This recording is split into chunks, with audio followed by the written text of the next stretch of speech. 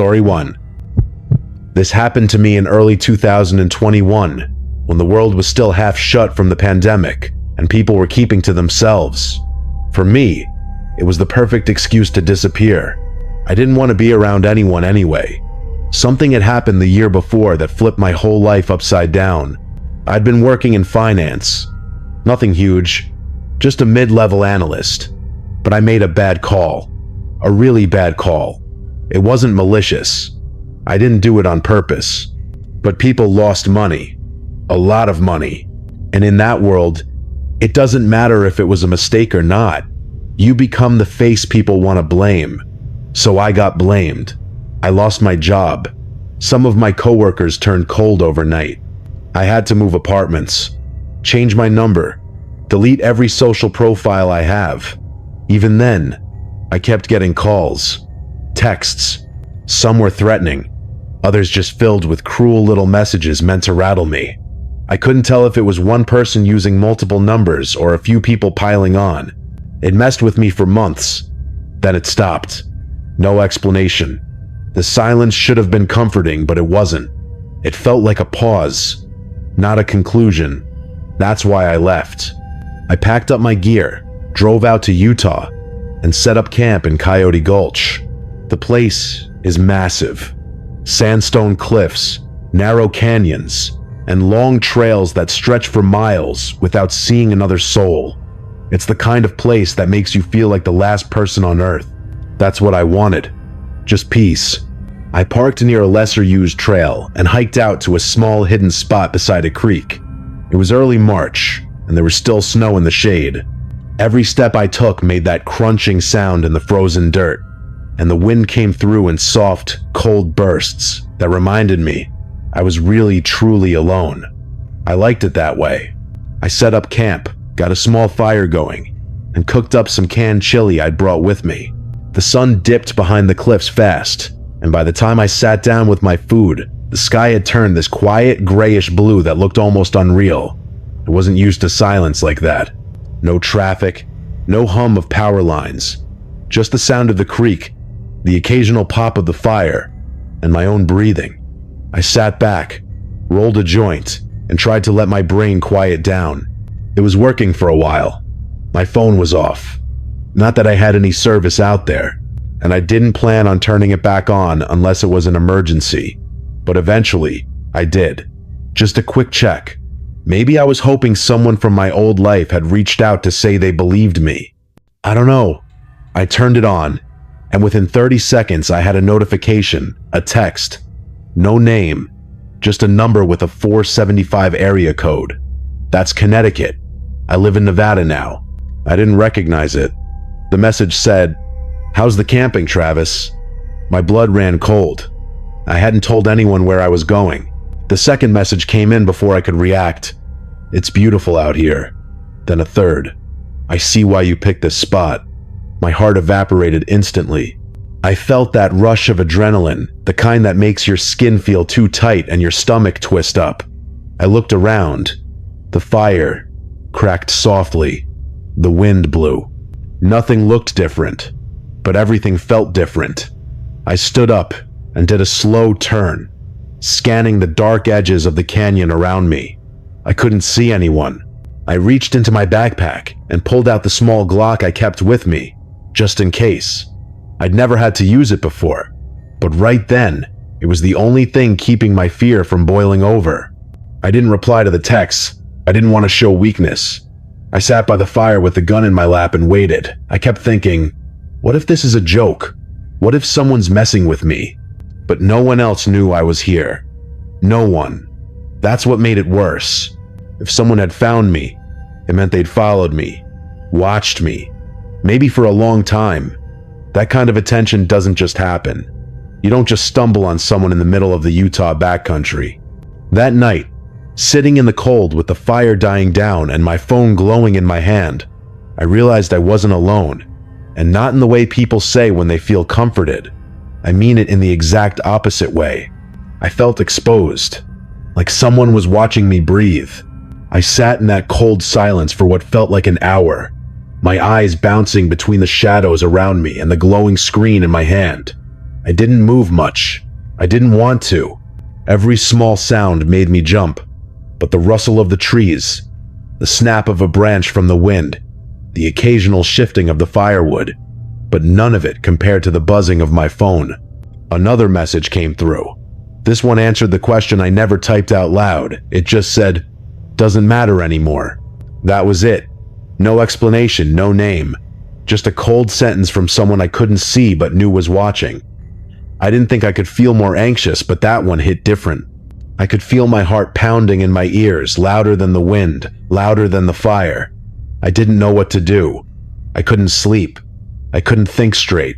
I kept the gun in my hand and the phone in the other, just watching the screen like something might change. I tried to distract myself by watching videos. True crime stuff, ironically. Maybe I thought if I drowned myself in other people's fear, I'd forget about mine. But it didn't work. I kept looking up. I kept checking the edges of the light. The fire started dying down slowly, and I didn't want to leave the tent to throw more wood on it. I didn't want to be out there in the open. Eventually, I grabbed my headlamp, turned it on, and ducked into the tent. I zipped it up fast, like that thin layer of fabric could protect me from whatever was outside. It's a strange feeling, being terrified and knowing how stupid it sounds, but not being able to shake it. I crawled into my sleeping bag with the gun still in my grip, and just stared at the phone. No more texts. Nothing. I was holding my breath, hoping maybe it was over. Then I heard it. Footsteps. Real. Heavy footsteps on the frozen dirt. That loud crunch sound again. Not an animal. Too deliberate. Too slow. They stopped just outside the tent, maybe 6 feet away. My entire body locked up. I didn't move. I didn't speak. I didn't breathe. Then there was a light. Just for a second. A faint flash that passed across the tent wall. I didn't know if it was a flashlight or a phone camera, but I knew one thing. It wasn't mine. I didn't even have time to process it before I heard the footsteps again. This time moving away, not fast, just steady. Like whoever it was didn't care about being quiet anymore. Then came the message. My phone buzzed, and there it was. A photo of my tent, taken from maybe 10 feet away, followed by a text. Have a good night's sleep. I don't know what exactly snapped in me at that moment. Maybe the fear boiled over. Maybe the adrenaline finally hit its peak. But I unzipped the tent, stepped out into the cold, and fired 2 shots into the air. The sound shattered the silence like glass. Immediately after, I heard the footsteps again. But this time, they were running. Fast. Crunching through the snow. Away from me. I couldn't see who it was. And I didn't chase them. I just stood there in the dark, heart racing, gun shaking in my hand. And somehow that was enough. I yelled into the trees, something like, "Come back and see what happens next." It wasn't brave. It was desperate. But I think it worked. I waited. No more footsteps, no more texts, no more light. Just silence. I sat back inside the tent, wide awake, staring into the dark for what felt like hours. Sleep wasn't an option. My thoughts were racing too fast. I kept the gun close and waited for sunrise like it was some kind of salvation. Eventually, I must have dozed off, because when I opened my eyes again, light was leaking into the tent. Morning. The world looked normal again. Too normal. Like nothing had happened. But I knew better. Whoever had been out there didn't come back. I packed everything up fast. I didn't even eat breakfast. I just wanted to be gone. And here's the strange thing. It's been years now, and nothing like that has happened since. No more texts. No more photos. Nothing. It was like that one night was the final chapter in some story I didn't realize I was part of. I've gone back to camping, but never alone, and never without protection. I used to think people who carried guns were paranoid. Now I think they've just seen what's out there when no one else is watching. Because I still don't know who followed me, or why, or how they knew where I was. But I know they were real. I heard them. I saw the light. I got the photo. And if I hadn't reacted, if I hadn't made noise, I don't even want to imagine what that night could have turned into. Story 2.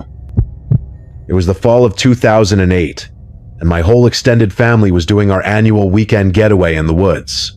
My Uncle Randy owned a small cabin property in the forest near Grenada, Mississippi. The place had been in our family for years. A rustic wooden house sitting on 4 acres of mostly untouched land. Every October, we'd all pile into the cabin for 3 days of grilled food, board games, and long hikes through the trees. That year, something changed. I was 13 at the time, old enough to start wanting some independence. My younger brother Noah was 10, and our 2 cousins, Blake and Mason, were around the same age. During lunch on Saturday, while the grown-ups talked about hunting, we got this idea. Why not camp in the woods that night, just us boys? No adults, no supervision, just flashlights, snacks, and sleeping bags under the stars. Our dads didn't even hesitate. They were already half a few beers in and probably thought it'd be a good growing up experience. Our moms were less enthusiastic, but since none of them said a firm no, the plan was a go. Uncle Randy and my dad led us out into the woods later that afternoon. We walked past the red-marked trees that signaled the edge of the property line and kept going until we found a little mossy clearing. Randy said he'd used it before for deer hunting and that it was one of the quieter spots in the forest. I didn't think much of that at the time, but looking back, it should have been a red flag. They helped us pitch a big 4-person tent, showed us how to stake it down, and told us to holler if we got scared.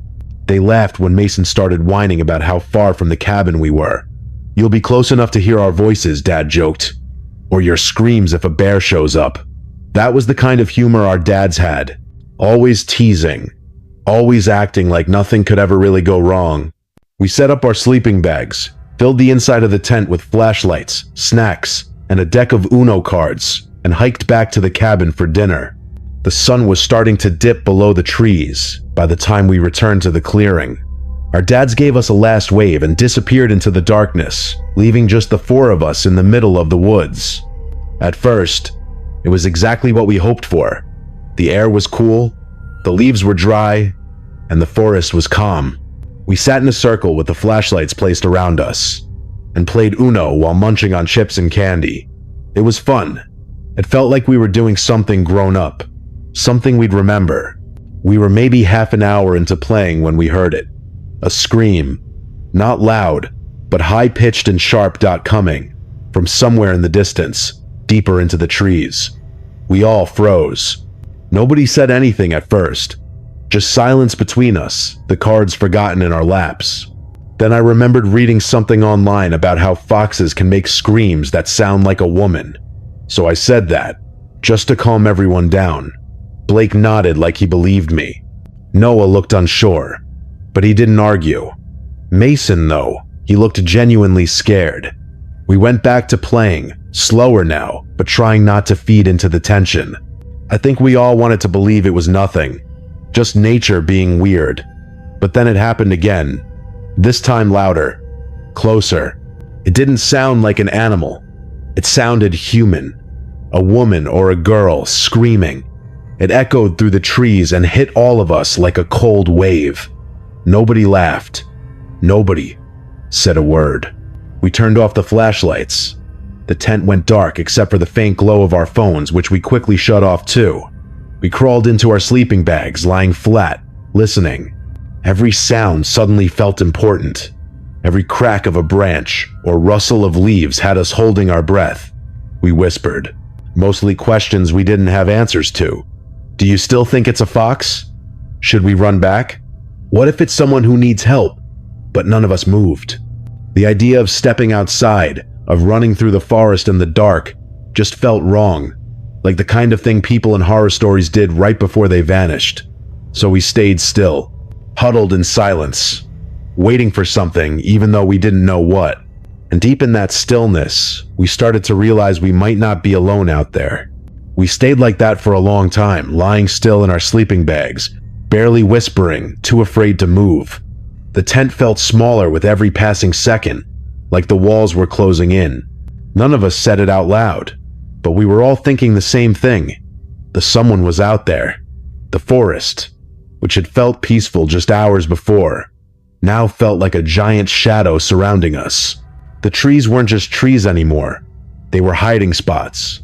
The silence outside was the worst part. It was like the woods were holding their breath, waiting. Then we heard it. Fast footsteps crunching through the dry leaves, heading straight for the tent. It wasn't an animal. It wasn't careful. It was charging. The footsteps stopped just outside, and then came the scream. It was so loud, so sudden, it felt like it split the air in half. A high-pitched, gut-wrenching scream that sounded like a woman in pure panic or pain. The fabric of the tent shook violently, like someone had grabbed it and was trying to tear it down. Mason started crying. Blake screamed. Noah grabbed my arm and wouldn't let go. I shouted something, I don't even remember what. Maybe, "Go away!" or "Get out!" But my voice was shaking. The entire tent felt like it was about to collapse from the chaos. I knew we couldn't stay inside. Whatever was out there already knew we were in there. Hiding wasn't helping. I unzipped the tent door as fast as I could, and one by one, we bolted out into the woods with our flashlights. I don't even know how I remembered to grab mine, but thank God I did. The only thing guiding us back was the weak beam of light bouncing off trees and leaves, and the path we'd barely memorized on the way in. We didn't look back. Not once. We just ran and ran, hearts pounding, breath sharp, feet stumbling through the dark. I could hear Mason behind me crying out every few seconds, and I kept yelling back at him to keep going. The worst part was not knowing if something was chasing us. The fear was so thick, it felt like it was inside my chest. Every step, I expected something to reach out from the dark and grab me. When the cabin finally came into view through the trees, lit faintly by the porch light, I nearly collapsed from relief. We were screaming by the time we got there, not words, just panic noise. The adults were already outside, confused and worried. Trying to figure out what was going on, we told them everything. About the scream, the footsteps, the tent shaking. And for once, nobody laughed. Nobody called us dramatic. They looked scared too. That's when I noticed something. My sister and 2 girl cousins weren't outside. I turned to my dad and asked where they were, half expecting him to smile and say it was just a prank. But he said they'd been asleep inside the whole time. I remember feeling cold all over, even though I was sweating. That meant it wasn't a joke. It wasn't one of them messing with us. Someone, something, was out in those woods with us. My uncle and my dad grabbed their rifles and went back to check the site. We waited inside, huddled in the living room with the door locked and the curtains drawn. They came back about 20 minutes later, looking pale and quiet. They didn't find anyone. No tracks, no signs of anyone nearby. But our tent had fallen halfway over, like it had been yanked from one side. They didn't say much, just told us we weren't camping out there again. The next morning, we all went back to the spot in daylight. It didn't feel scary anymore. It just looked like a patch of woods. But that clearing would never be the same to me. We packed up the tent and our sleeping bags and hauled everything back to the cabin. That night changed something. None of us ever camped alone again. And for the rest of that trip, none of the kids wanted to go outside after sunset. We never figured out who or what was out there. But I know this. It wasn't an animal, and it wasn't a prank. Whatever it was, it waited until we were alone, until it was dark, until we were small and scared and helpless. I still hear that scream sometimes in my head, and every now and then, I wonder if it's still out there, waiting for the next group of kids to wander too far into the trees. Story 3. This happened a couple of years ago, during one of the last camping trips I ever took with my dad. We used to go out to the woods a few times a year just to unplug and get away from everything. No phones, no emails, no distractions. Just a tent, a fire, and whatever trail we felt like walking that day. That year, we picked a campground in Oregon called Cavern Hills. It wasn't totally off-grid.it. Had an info center, marked trails, and even a couple of zip lines for tourists. But beyond the main sites, it got real quiet real fast.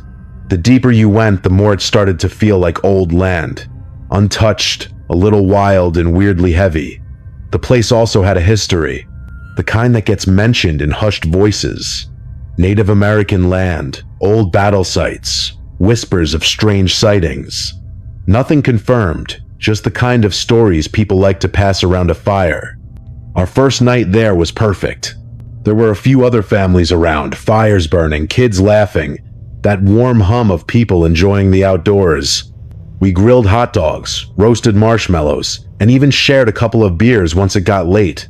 It was the kind of night that makes you feel like everything in the world is still okay. The next day, we found out everyone else had packed up and left. We were the only ones who'd booked more than one night. At first, we thought it was awesome. The whole place to ourselves? No loud kids, no waiting for the bathroom, no strangers walking through our space. It felt like a bonus. We hiked all morning, explored some trails that weren't even on the park map, and spent the afternoon down by the river skipping rocks and listening to a scary podcast just for fun. We thought we were being funny, trying to lean into the spooky vibe of being alone in the woods. By the time we walked back to camp, the sun was setting. The trees stretched tall and dark, and the sky had this strange grayish-purple tint that made everything look like it was underwater. The air felt different, heavier, still. My dad looked over at me and said, "Doesn't this feel off to you?" And yeah, it did. It felt like we'd stepped into something we weren't supposed to. The trails behind us looked unfamiliar, like they'd shifted just enough to make you question if you were on the right path. The trees seemed closer. The shadows felt thicker. I know how it sounds. Dramatic, right? But if you've ever been somewhere that suddenly felt wrong for no reason, you know what I mean. We didn't talk much after that.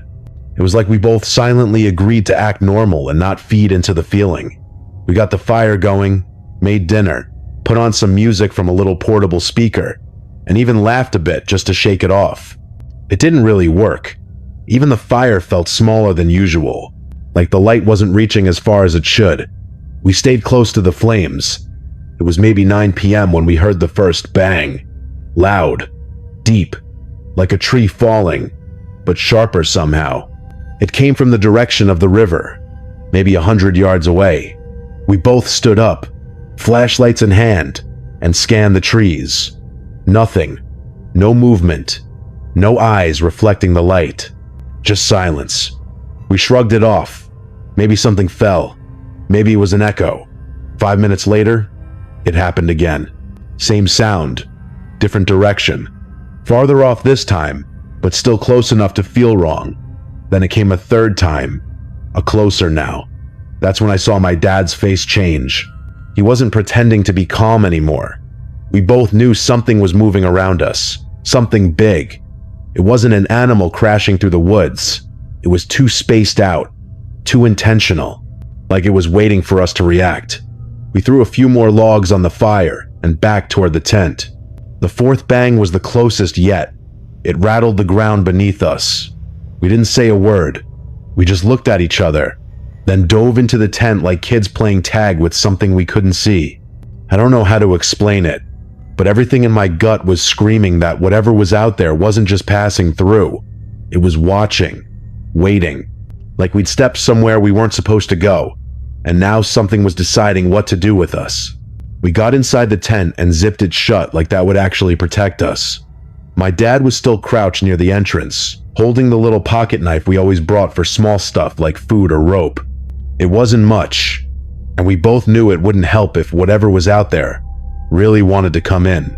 I crawled into my sleeping bag and just lay there, stiff as a board, staring at the ceiling of the tent like it would tell me what to do next. Neither of us spoke. We didn't have to. The air around us was thick with that kind of tension you feel right before something goes horribly wrong. Then the fifth bang happened. This time, it was so close that the entire ground seemed to shake. It wasn't like thunder or a falling branch. It was something heavy slamming into the earth just on the other side of the tent wall. My dad froze. He didn't even breathe. I whispered his name, just barely, and he turned toward me. His face was pale. He said, "It's standing there." I asked him what he meant, but he didn't answer right away. Just stared through the fabric of the tent like he was trying to see through it. Then he said, "I don't know. I couldn't see it.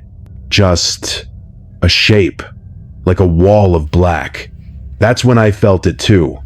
Not a sight, not even a sound at first. It was this pressure, like the air had weight all of a sudden, like the forest had stopped breathing. Then came the vibration. It started low, like a hum, not loud, but deep. And it wasn't just something we heard, it was something we felt in our chests, in our bones. It made my teeth hurt. My dad whispered, "You hear that?" I just nodded. I couldn't speak. My throat felt tight, like if I made a sound, something terrible would notice. We sat there in that tent, both of us barely moving, just listening to that low vibration buzz through the night air. It went on for maybe 5 minutes, maybe longer. Time didn't feel real anymore. Then the sound changed. It was still deep, but now there was something else layered on top of it. A kind of growling, but not like any animal. It was wet and sharp, and echoing in a way that didn't make sense. Almost like it was coming from inside our own heads. I don't know how else to describe it. The closest thing I can think of is that monster from Stranger Things, the Demogorgon. But even that doesn't do it justice. Whatever it was, it didn't sound like it came from this world. I had a small mesh window right next to me. I could have looked. Part of me wanted to, just to know, just to understand. But I didn't. I couldn't. Something told me that if I looked, it would look back. So I stayed still, hiding under my sleeping bag, barely breathing, trying not to exist. My dad still sat near the entrance, holding that knife with white knuckles. Neither of us moved. And then, without warning, everything went black. Not just outside, inside. 1 second I was wide awake, scared out of my mind. And the next I was waking up on my back in the middle of the tent like I'd passed out. My dad was still holding the knife. His eyes were wide open when I sat up, and he blinked like he'd just come out of a trance. We both sat there, confused and shaken, and when we reached for our phones, they were dead. Not low battery, dead. We charged them the night before. They were full. Now they wouldn't turn on. We stepped outside to use the bathroom, back to back, like we were still expecting something to be there. But the woods were dead silent again. The fire we'd built had burned out completely. The air was freezing and still. Nothing moved. The food on the table was untouched. Our campsite looked like we'd never been there. It was like the night had wiped itself clean. We didn't talk much after that. Just packed up our stuff in silence and got in the truck. It wasn't until we were halfway home that either of us said anything. My dad looked over at me and said, "I don't think we were supposed to be there." And he was right.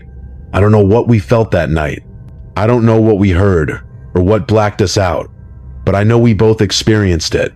And I know deep down, it wasn't human. It wasn't normal. And we never went camping again.